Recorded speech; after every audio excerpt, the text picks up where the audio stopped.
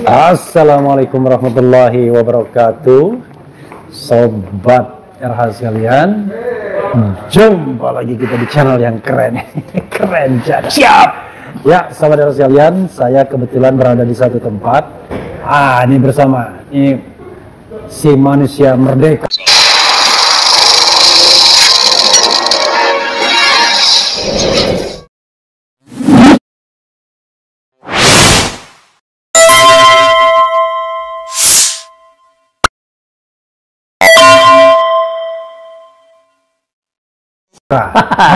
Merdeka.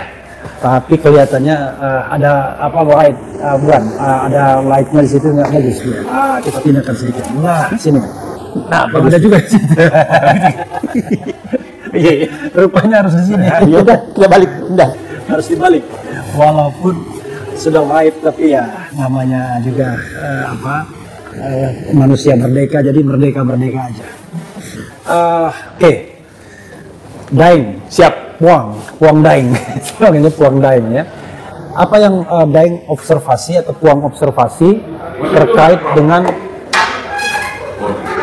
terkait dengan kerusuhan 2-3 hari terakhir? Nggak apa-apa, ambil aja. Silakan. Saya nggak. Ini ya, saya menyatakan, saya selalu membayangkan bahwa Pak Prabowo sedang berada di putaran terakhir dan tikungan terakhir. Kalau ibarat balap motor GP yang paling seru. Nah, disinilah Pak, karena lama sekali kita mengingatkan Pak Prabowo bahwa ini Bapak ini harus mengganti ban. Ganti ban itu karena cuaca berubah. Kalau Bapak lanjutkan dengan memakai bannya Jokowi, maka pasti Bapak jatuh. Itu yang kita ingatkan. Tapi kelihatannya nggak ganti-ganti ban juga. Nah, malah ban lama dipakai terus. Nah, ini kesempatan. Tapi saya melihat ada tanda-tanda yang bahwa dia menyadari bahwa ini untuk menyelamatkan negara ini kelihatannya beliau sudah mau menggunakan telinganya sehingga memanggil beberapa unsur untuk didengarkan langsung. Selama ini kan kita orang paham betul bahwa hanya dua pintu masuk ke beliau, ada menyatakan 3 dan 4 lah, tapi yang biasanya adalah hanya Seskap dan Wakil Ketua DPR, Seskap Teddy dan Dasko. Nah, itu kan dianggap pintu utama dua. Nah, tapi ada juga menyatakan ada Syafri Samsudin, ada Hasim gitu kan, ada juga menyatakan itu. Nah, tapi kelihatannya yang pintu utama hanya 2, dan kelihatannya pintu utama ini Pak Prabowo sudah menyadari bahwa ternyata tidak terlalu efektif hanya menggunakan pintu itu, akhirnya kecolongan kan. Nah, kita lihat perubahannya di saat krisis. Kita tahu bahwa kita harus mengingat urutan itu tanggal 25 itu demo murni. Terus terjadi 27 meninggalnya Afan Kurniawan. Nah, 28 Pak Prabowo kan memanggil ke Hambalang hanya 2 yang muncul adalah 2 yang orang kritisi betul karena dia dianggap bagian dari masalah, yaitu Kapolri sama Panglima TNI 28. Nah, akhirnya tapi sepertinya publik tidak menerima itu gitu. Nah, akhirnya terjadi eskalasi kan 29. Penjarahan di mana-mana. Ya kan, terjadi di Makassar, seluruh Indonesia terjadi gejolak setelah memunculkan 2 orang yang dianggap bahwa ini ban lama. Itu dia itu Panglima TNI sama Kapolri gitu kan. Nah, setelah beliau menyadari, akhirnya dimunculkanlah Syafri Samsudin kan di sidang kabinet tanggal 30 kalau nggak salah itu, hari Minggu. Nah, di situ kelihatannya setelah itu kan yang harusnya bicara saat itu kan Menko Polhukam, karena ada Mendagri, yang bicara Syafri Samsudin sebagai Menteri Pertahanan. Nah, secara kelembagaan itu nggak kena gitu. Nah, tapi yang dimunculkan itu tapi mereda. Nah, yang kita lihat bahwa selama ini yang kita lihat hilang, yang kita tidak muncul adalah saat itu Menko Polhukam, dan sampai sekarang ini tidak Menko Polkam Menko Polkam yang Budi Gunawan dan orang tahu bahwa ini dianggap juga bahwa ini ban lama juga gitu kan, ban lama yang lebih dekat ke Solo dibanding yang lain. Nah, agak mereda. Akhirnya saya berpendapat Bung Revi bahwa sebenarnya publik ini sudah menyadari betul bahwa mengharapkan betul Pak Prabowo mengganti orang-orang yang selama ini dianggap penyebab kerusakan bangsa ini. Karena kalau diteruskan ternyata eskalasi naik, eskalasi publik naik, dan kita tahu bahwa itu suara rakyat, nggak ada yang menggerakkan tuh. Nah, jadi Pak Prabowo kelihatannya mulai menyadari bahwa ternyata yang kita suarakan, yang kita termasuk saya suarakan selama ini, bahwa Pak Prabowo harus lepas dari geng SOP, Solo Oligarki Parcok. Oke. Nah, Solo Oligarki Parcok ini tidak boleh ngikutin SOP sekarang. Tidak boleh ngikutin SOP. Nah, Solo Oligarki Parcok ini kelihatannya itu menjadi menjadi musuh bersama ke publik, keraguan terhadap Prabowo. Nah, Solo Oligarki Parcok ini adalah simbol keberlanjutan, Jadi kalau Pak Prabowo mulai membuang itu, kelihatannya agak publik mulai timbul lagi kepercayaan itu kan. Belum menghentikan loh, belum memecat, tapi tidak memberikan peran terlalu lebih. Nah, itu menunjukkan publik lebih percaya. Yang kedua, Pak Prabowo harus menyadari bahwa ternyata menugaskan orang yang tidak punya afiliasi politik. Ya. Itu ternyata publik lebih percaya karena Syafri itu tidak punya afiliasi politik. Nah, selama ini kan yang memang ditugaskan untuk menyelesaikan persoalan ini kan biasanya Dasko gitu kan. Tapi Dasko orang tahu bahwa ini adalah afiliasi politiknya kemana-mana gitu kan. Itu ya semua. Nah, Teddy ya mungkin sepertinya lebih berfungsi sebagai protektor yang menjaga jangan sampai Prabowo itu ada informasi lain tanpa terkait dengan persaingan pemerintahan antara kekuatan Syafri Samsudin dan kekuatan Dasko, ya kan? Siap. Anda melihat bahwa apa yang terjadi, dinamika yang terjadi sesungguhnya, dan kemudian poin Anda tadi kan mengatakan seolah-olah dalam tanda kutip ya, Syafri sekarang leading. Mungkin bisa dieksplorasi lagi. Saya kenal dua-duanya, tapi saya lebih lama dengan Pak Syafri. Selalu prinsip Pak Syafri Samsudin itu adalah jaga pekarangan masing-masing. Itu selalu prinsip kerjanya. Jadi dia tidak akan pernah menyerang siapapun, tapi beliau adalah menyelesaikan tugasnya selalu dengan baik apapun ditugaskan kepada beliau. Itu prinsip kerja yang saya kenal dari beliau, sehingga tidak pernah muncul musuhnya, tidak pernah punya musuh dia, karena dia tidak pernah mencampuri urusan orang lain. Nah, maksud saya bukan persaingan, mungkin bisa saja Pak Prabowo memang menugaskan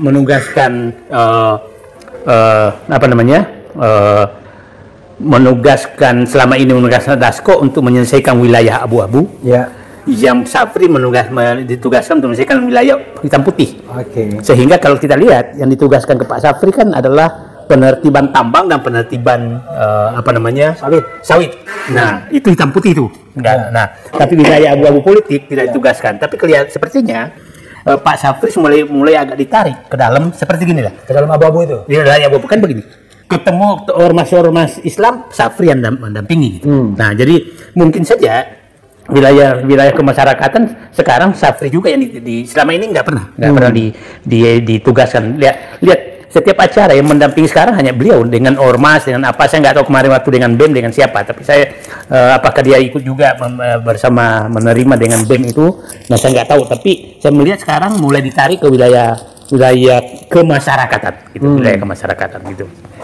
Iya, menarik. Selama beberapa hari terakhir ini ketika demo terjadi, Dasko nggak terlihat ya. Kemana Dasko sesungguhnya? Nah, itu kita tidak tahu sebenarnya, tapi dengan tidak munculnya munculnya ke depan, kelihatannya hasilnya lebih bisa mereda opini, mereda tekanan publik kepada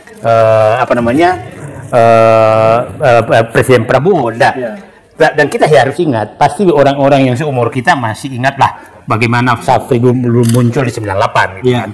98 sebagai Pangdam Jaya yang bisa meredakan gejolak saat itu. Mungkin juga masih terbawa kepercayaan publik kepada beliau. Yang kedua, beliau memang orang yang tidak pernah kedengaran ikut cawe-cawe lah kepada perebutan kekuasaan. Dia staf yang baik, dan yang ketiga tidak pernah kelihatan punya agenda pribadi apapun gitu. Agenda pribadi apapun, dan dia loyal dia sama Prabowo. Loyal kepada Prabowo dan tidak pernah melakukan kita tahulah betapa dekatnya juga dengan SBY. SBY itu kan bekas anak buahnya, di bawah lah SBY dibanding Safri gitu kan, dari segi senioritas. Tapi saya ingat saat itu saya paham bahwa kan seorang jenderal itu kan targetnya kan bintang 4 gitu kan. Saya paham betul bahwa itu sudah di meja presiden saat itu dibatalkan, dan dia terima tidak. Jadi memang orangnya ya begitu, maksud saya. Jadi maksud saya itu pernah ingin dijadikan kasat. Kasat itu. Tahun berapa itu? Tahun 2016-2017 lah. Sekitar di situ waktu sudah wamen, Sekjen Kemham. Nah, dia menerima enggak dan tidak pernah bicara apapun. Nah, saya sepertinya masyarakat sekarang memang lagi butuh orang-orang yang tidak terlalu punya afiliasi politik untuk mengendalikan negara ini, karena kepercayaan kepada politisi lagi rendah-rendahnya. Jadi menurut saya, ya Pak Prabowo harus membaca tanda-tanda itu, bahwa orang sekitar dia itu adalah orang yang harusnya bukan lagi orang-orang yang punya afiliasi politik, mengutamakan afiliasi politik. Coba kita bayangkan Bung Refli ya. Orang-orang PSI kita kan tahu kualitasnya seperti apa, tapi kan dikasih jabatan macam-macam gitu kan, karena hanya afiliasi politik. Nah, menurut saya Pak Prabowo memang sudah harus berpikir bahwa ya saatnya bersama rakyat untuk melakukan perbaikan gitu, Mas.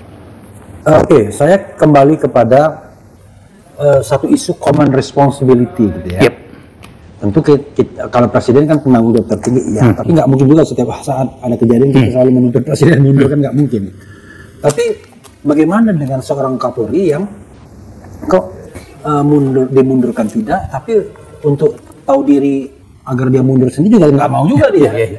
Apa yang Puang lihat soal Kapolri dan Prabowo ini? Saya semua hampir orang bertanya, tapi kita mengambil sekarang posisi bahwa bagaimana Prabowo menyelesaikan persoalan bangsa dengan Kapolrinya Sigit. Kita ngambil posisi itu sekarang, karena susah sekali mendesak Pak Prabowo menginikan polisi, Kapolri, mengganti Kapolri. Kita nggak tahu apa di belakangnya, tapi kita memakai asumsi saja bahwa Pak Prabowo melakukan perbaikan dengan Kapolrinya Sigit. Kira-kira caranya seperti apa? Saya melihat begini, kalau ada dua syarat, bahwa Pak Prabowo menunjukkan bahwa tidak ada lagi kriminalisasi terhadap suara-suara masyarakat, dengan penangkapan kemarin yang tidak masuk akal itu, ya diperintahkanlah untuk dibebaskan kalau memang tidak mengarah makar gitu kan. Nah, contoh lah Ketua Yayasan Kalpataru Nah, Del Vero itu kan Del Pedro Marham itu kan kita kenal, dia masih ya nggak mungkin lah melakukan ini. Nah, yang kedua menurut saya yang kedua menurut saya kan di polisi sekarang ada dua kan. Yang utama adalah penegakan hukum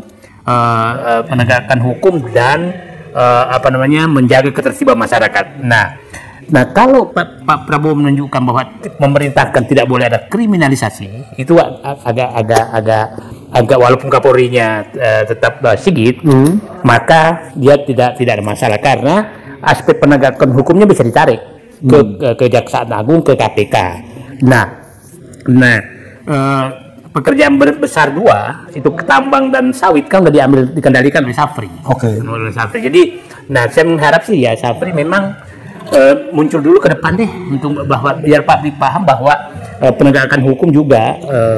Jadi maksud saya begini, ini kan apa boleh buat ini person jadinya. Kalau jabatan enggak, jadi person harusnya kan Pak Syafri itu hanya pertahanan. Tapi begini, sekarang kan dia ada jabatan lain namanya Ketua Harian Dewan Pertahanan Nasional. DPN. Nah, itu aja dipakai pertahanan nasional itu ya. Nah, kalau saya ini kan bahwa pertahanan kenapa dia masuk ke sawit dan tambang karena dianggap itu unsur ketahanan nasional di bidang ekonomi. Ketahanan nasional di bidang ekonomi. Nah, kalau ini juga dimuliakan ketahanan nasional di bidang politik, maka dia juga boleh masuk untuk mengkoordinir daripada untuk kepolisian. Itu kira-kira. Oke. Tetapi yang lebih baik sebenarnya ganti. Sigitnya diganti atau dipertahankan? Kalau menurut saya diganti karena kepercayaan publik sudah nggak begini lah. Ya. Pak Sigit ini kan betul-betul digunakan punya sejarah digunakan oleh Jokowi untuk mematikan lawan-lawan politik dan memuluskan Jokowi untuk memenangkan pertarungan dimanapun. Itu kan sejarahnya mencatat demikian. Jadi, nah ini kalau tidak diganti maka jaringan itu hidup terus dan itu pasti akan potensi mengganggu Prabowo. Nah, karena saya yakin betul bahwa Solo oligarki Parcok ini masih berkomunikasi. Gitu. Oke, jadi kalau kita kaitkan dengan siapa sesungguhnya dalam demo yang berlangsung anarkis kemarin, analisis uang seperti apa sebenarnya? Saya bilang, saya menyatakan Pak Presiden ini ada ibarat ada rumah kebakaran, ya. Terus datang orang banyak menyatakan Pak rumah Bapak terbakar.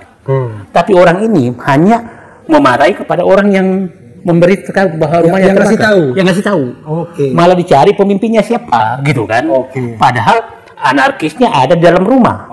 Ada di dalam rumah itu yang membakar, yang melaporkan kebakaran itu malah yang dicari-cari. Jadi tanggal 25 sampai 27 itu murni adalah masyarakat. 25 sampai 27. 27 ini terbakar. Udah ada membakar dalam rumah. Nah, membakar rumah ini malah tidak ditegur. Nah, jadi saya katakan bahwa ada dua. Yang menunggangi itu mulai 27, tapi 25 sampai 27 itu murni gitu loh. Nah, yang murni inilah yang saya takutnya dibelokkan ke sana, dibelokkan ke bahwa ini melakukan anarkis, yang istilah Pak Prabowo kan makar dan teror gitu kan. Nah, ini kan sudah masuk mengancam ke negara. Nah, saya takutnya kalau ini tidak dibentuk tim independen atau tetap polisi yang disuruh menangani, saya takutnya dibelokkan kepada orang-orang yang memberitahu rumah Bapak terbakar. I see. Karena wacana di media sosial sudah mulai kan mengarahkan, wah ini dalangnya Roy Suryo. Betul. Dalangnya Refli Harun juga.